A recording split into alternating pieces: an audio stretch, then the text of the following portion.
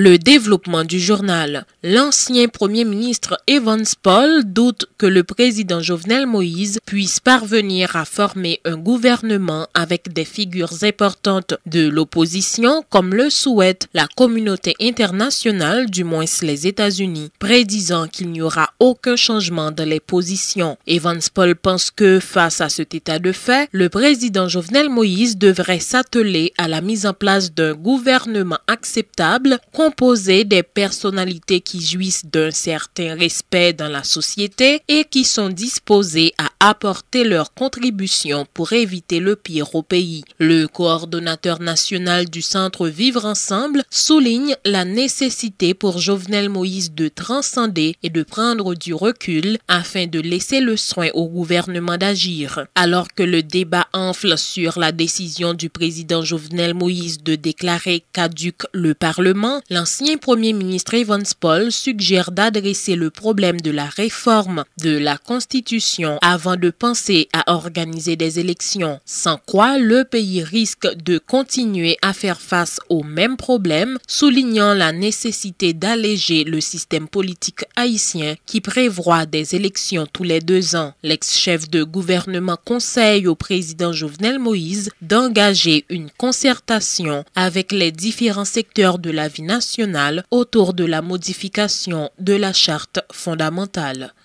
Les signataires de l'accord de Mariotte, à savoir Maché Contré, l'alternative consensuelle, l'opposition institutionnelle, le Forum patriotique de Papaye et le Bloc démocratique, ont promis d'utiliser tous les moyens pacifiques nécessaires afin d'empêcher le rétablissement par Jovenel Moïse de la dictature dans le pays. Ces entités annoncent la mise en place d'un mécanisme de concertation permanente permettant de mettre en application l'accord de Mariotte, égratignant au passage la communauté internationale pour avoir décidé de supporter un pouvoir qui a commis plusieurs dérives. Le porte-parole de l'OPL, Daniel Syriac, dénonce lui aussi la décision de Jovenel Moïse de déclarer caduc le Parlement, déplorant l'attitude triomphaliste du chef de l'État. Pour M. Syriac, le Parlement est dysfonctionnel et non caduc, et c'est Jovenel Moïse, garant de la bonne marche des institutions, qui est responsable de cet état de fait pour n'avoir pas organisé les élections à temps, a dit Daniel Syriac. Le mouvement politique Vive Haïti qualifie d'antidémocratique la décision du président de la République de constater la caducité du Parlement, imputant la responsabilité au chef de l'État de la non-tenue des élections pour éviter ce vide institutionnel. L'un des responsables de cette structure, Ronnie Timothée, dénonce le fait que cette démarche vise certains ex-sénateurs dont le mandat a expiré le 13 janvier dernier et que Jovenel Moïse voulait se venger. Ronnie Timothée. Pour nous condamner à l'attitude de Jovenel Moïse qui choisit de faire une politique vengeance avec le Parlement, plus précisément le Sénat haïtien, parce qu'il y a une série de parlementaires qui sont en opposition, qui viennent avec une série de dossiers, comme le dossier Sogénère, dossier Agritrans, dossier Betrex, dossier Dermalog, dossier Sophie Daï, dossier Cabrit et la Trier, qui donc pour se venger parlementaire ça il préfère tendre deuxième lundi qui se passe là pour te gagner un tiers Sénat qui bout et bien il choisit voyer 2 tiers aller et nous profiter espace ça pour nous saluer tweet magistrat Nicolas qui te dit en nous tout faire ensemble et donc il paraît pour le démissionner et bien c'est même Jean tout l'autre 20 élus qui étaient en place nous venons là matin pour nous dire en tout faire donc démissionner. Attitude antidémocratique, ça, Jovenel Moïse quasi parlement. Premier bagage qui est dans tête, c'est pour arrêter une série de monde qui viennent avec une série de dossiers qui nuit madame ni et qui nuit famille, alors que tout le monde voit le dossier, ça, c'est vérité. Deuxième bagage Jovenel qui est dans Maïli, pour craser l'opposition démocratique là, qui campait en face par rapport avec série de mobilisation qui gagne. Donc, mettez une série de nègres sans humilité dans la rue, pour permettre que la police la justice capable de arriver sur eux plus facile.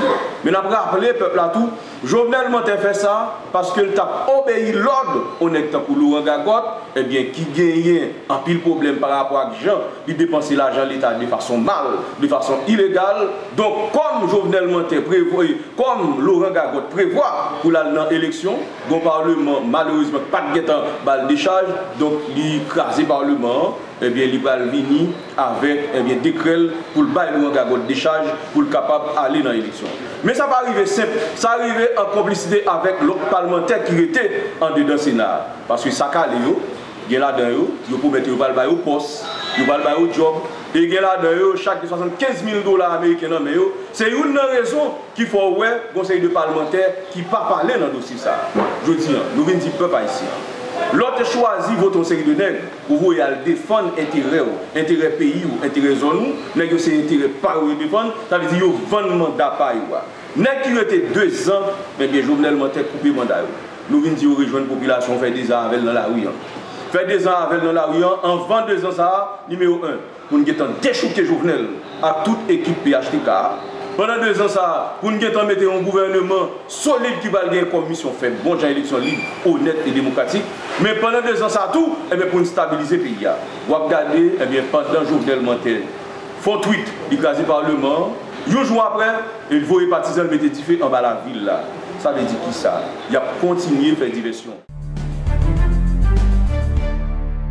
Des avocats du comédien Jean-Franz Toussaint, alias Mathias, contre lequel un mandat d'amener a été émis par le parquet de la Croix des Bouquets, ont rencontré ce mercredi le commissaire du gouvernement de ce ressort, maître Maxime Augustin. Si l'on en croit l'un de ses défenseurs, maître Michel André, il affirme que lui et ses collègues sont en train de tout faire en vue d'évacuer rapidement ce dossier et permettre à Mathias de recouvrer toute sa liberté d'action. Mathias, qui était à la tête d'un petit groupe de contestataires ayant renversé la gerbe de fleurs déposée dimanche dernier par le président Jovenel Moïse sur le site de Saint-Christophe en mémoire des personnes disparues lors du tremblement de terre de 2010, est accusé de destruction de monuments publics et association de malfaiteurs. Pour maître Michel André, le comédien n'a commis aucune infraction. C'est un dossier pratiquement vide.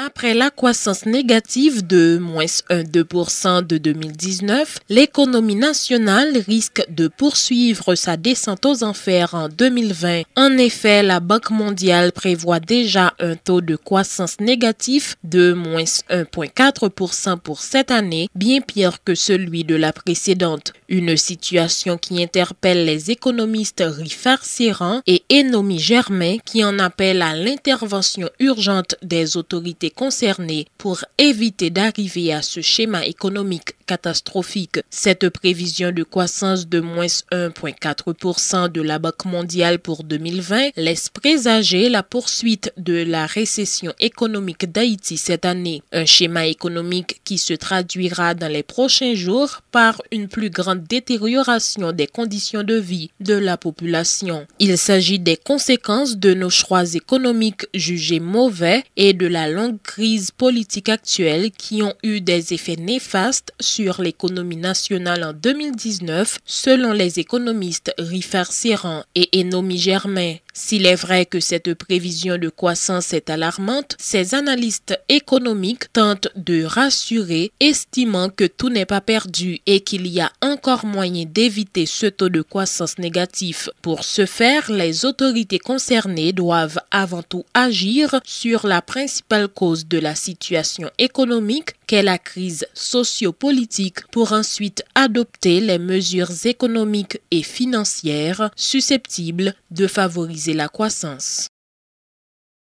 Un sitting a été organisé ce mercredi devant l'ambassade dominicaine à Pétionville en vue de dénoncer le prix d'un visa jugé trop élevé. Les protestataires exigent que les prix des visas soient revus à la baisse. Suivez.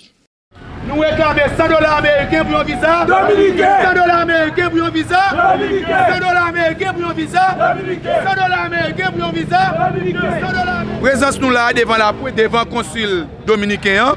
Il n'y a pas l'autre bagaille qui c'est revendication nous a demandé pour visa dominicain descendre à $100 américain. Parce que là, nous regardons un pays qui dit c'est voisin ou c'est amis, nous sommes pays frontaliers avec lui. Je ne dis pas c'est visa là qui piche dans le monde, je ne dis pas pour Haïti, c'est visa là qui piche dans le monde. Là, nous avons réclamé, nous disons nous-mêmes, pour les États-Unis, payer $160 pour payer rendez-vous aux États-Unis pour récupérer un visa américain. Pour l'ambassade canadienne, vous payez à peu près de $155 canadiens. Je dis à qui j'en fais, c'est visa dominicain qui piche. Nous voyons que, je dis en tant que voisins, c'est nous-mêmes qui avons choisi de torturer, c'est nous-mêmes qui avons choisi d'humilier. Et les Haïtiens ont bénéficié de visa ça pour l'entrée en Dominicanie. Quoi de Dominicains ont fouillé les valises. Matin, je m'attendais nos nouvelles. Côté de madame qui va payer l'école pour petit lit. En meilleur quoi de Dominicains arrivé fouiller les valises, il volait $2000 américains, il va payer l'école petit lit. Je dis à nous-mêmes, nous camper pour nous dire, nous réclamer $100 américains pour un visa dominicain. Ça est bon pour les peuple haïtien parce que là, nous avons gardé voisins nous, dominicains c'est voisins nous. Si nous avons besoin de visiter ces noms, nous n'avons pas besoin de nous un visa.